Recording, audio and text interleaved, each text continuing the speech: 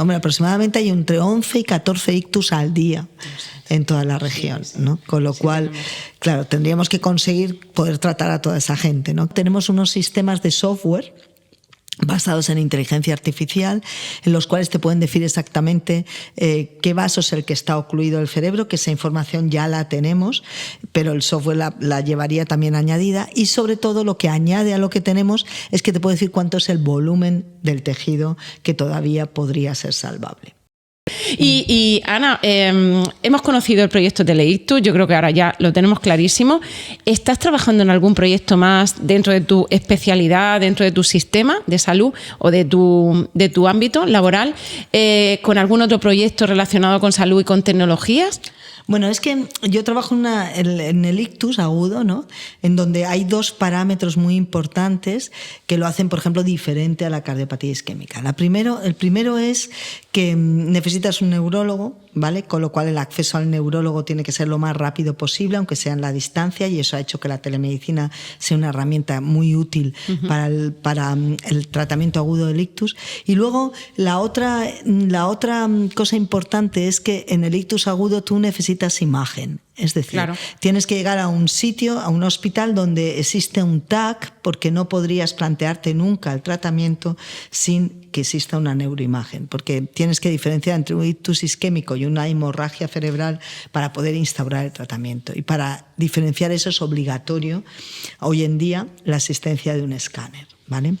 O colocas el escáner en la ambulancia, que es lo que están haciendo algunas ambulancias alemanas, pero que eso está lejos de nuestra tecnología actual, ¿no? O colocas la imagen, el paciente se tiene que trasladar hasta donde esté la imagen.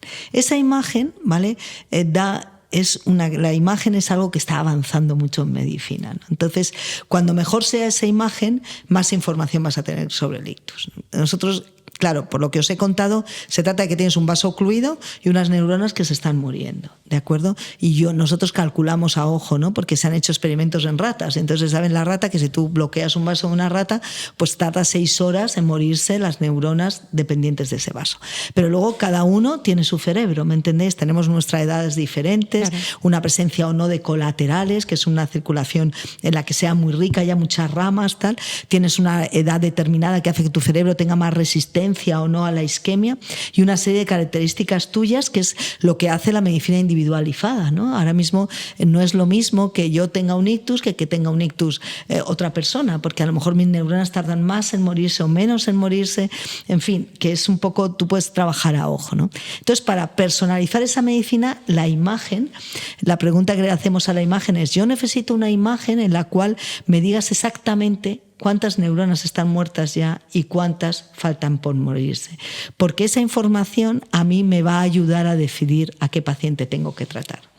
De esa manera yo podría tratar a pacientes no por el tiempo, que es como a ojo, ¿no? Decir, venga, 4 horas, calculo que no está muerto todo y puedo tratar. No, trataría de manera más precisa, porque ya obviaría el tiempo y diría, vale, este señor tiene un 80% del volumen todavía rescatable y este señor merece la pena tratar, independientemente de que lleve 4 horas o lleve 24 o lleve 6 horas, ¿no? Porque ya lo que estoy mirando es el tejido dañado y el tejido que está sin dañar, ¿no? Que es el que me interesa.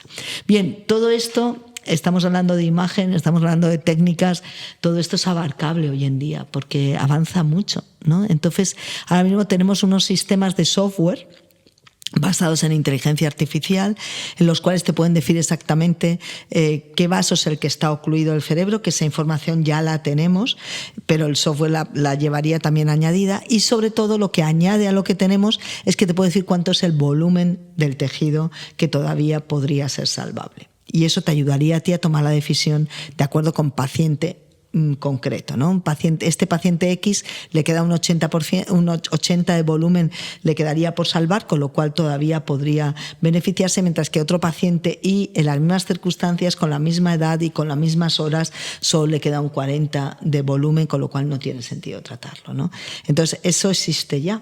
Eso existe con programas de software que se instalarían dentro de los tags y entonces te permitiría a ti tener toda esa información. Eso es impresionante. Sí. ¿Lo estáis utilizando ya? ¿Estáis en proceso? No. ¿Lo habéis solicitado para que lo implemente? Eso es lo que ocurre, ¿no? Pues desde aquí decimos que... Claro, ¿qué ocurre? Que además esos sistemas de software luego ya tienen todas las ventajas de nuestro mundo. Claro. Las ventajas que son, pues que tú estás en casa, eres radiólogo intervencionista y tú ese sistema de software lo puedes recibir en el móvil. Claro.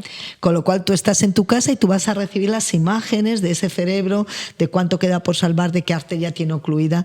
Estás en casa localizado y ya sabes que te tienes que poner en marcha para ir al hospital, ¿no?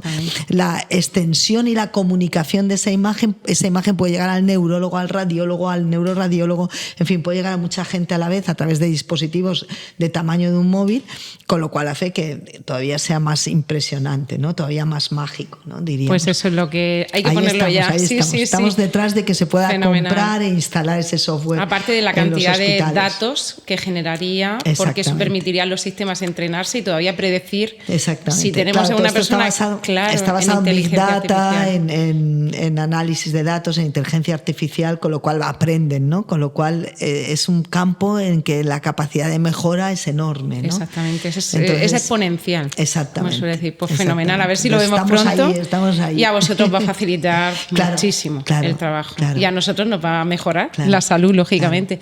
Pues fenomenal, Ana. Y una pregunta, a la hora de implementar estas tecnologías, ¿no? Porque esto, ahora hablamos de telemedicina con esta soltura, ¿no? Y con esta tranquilidad, pero sabes tú que hace unos años, justo antes a lo mejor de la pandemia que se hablaba, pero ha sido como tú bien dices, ¿no? Después de la pandemia es cuando se han puesto en evidencia estos sistemas y la necesidad de utilizarlos. Pero a la hora de implementar estas tecnologías en lo sanitario, ¿no? Tú estás más habituada, pero sabes que hay mucha gente que todavía no las utiliza. ¿Qué desafíos, qué retos, qué obstáculos, ¿no? te has podido encontrar, tú observas que existen a la hora de que se implementen estas tecnologías disruptivas en el ámbito de la salud, sobre todo en nosotros, en los profesionales sanitarios?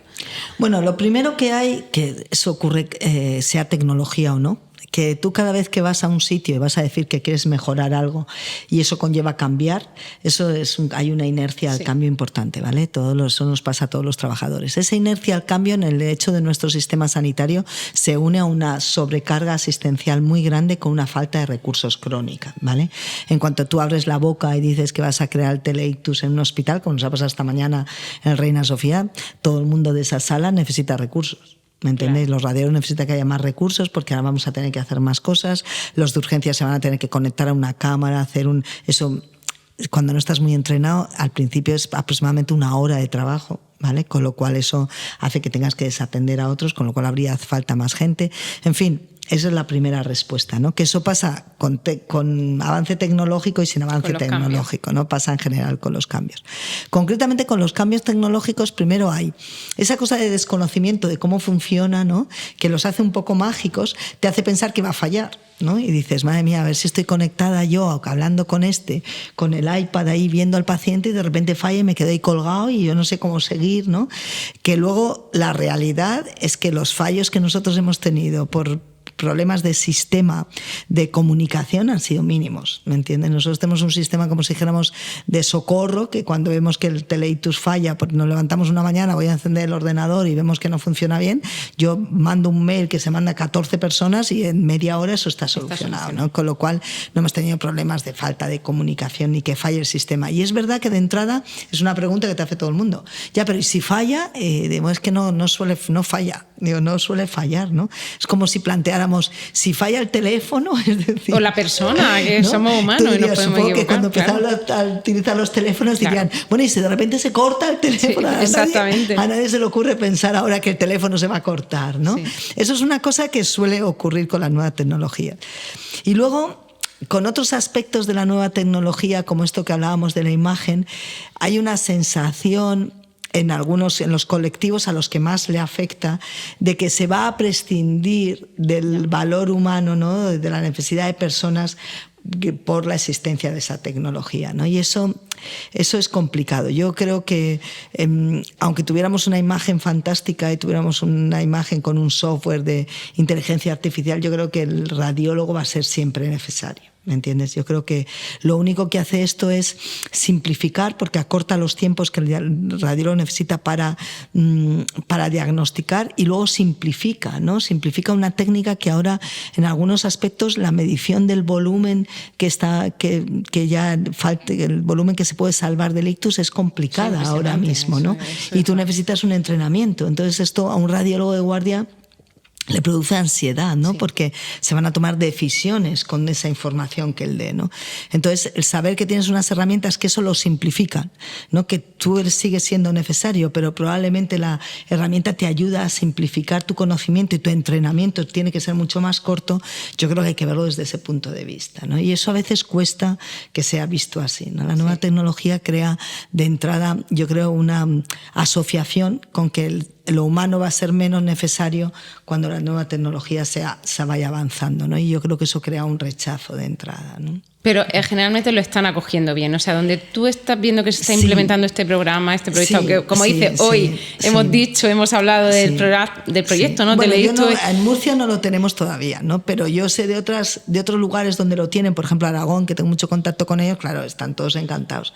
Al final la simplificación, el saber que tardas menos, tú estás más seguro con la información que manejas, al final todo eso es una ventaja. Claro, ¿no? Es que eso es lo que se está viendo, que es verdad que mucha gente tiene miedo, ¿no? Esa incertidumbre de que me van a sustituir, todo lo contrario, o sea, lo que te va a hacer es que te va a aligerar esos tiempos que tú dices para que tú tengas más tiempo de valor, para que el trabajo que solo puede hacer la persona, el profesional, lo haga. Sí. La presencia, el estar, el compartir con el paciente, ¿no? Ese espacio que una máquina no puede hacer, pero tú sí.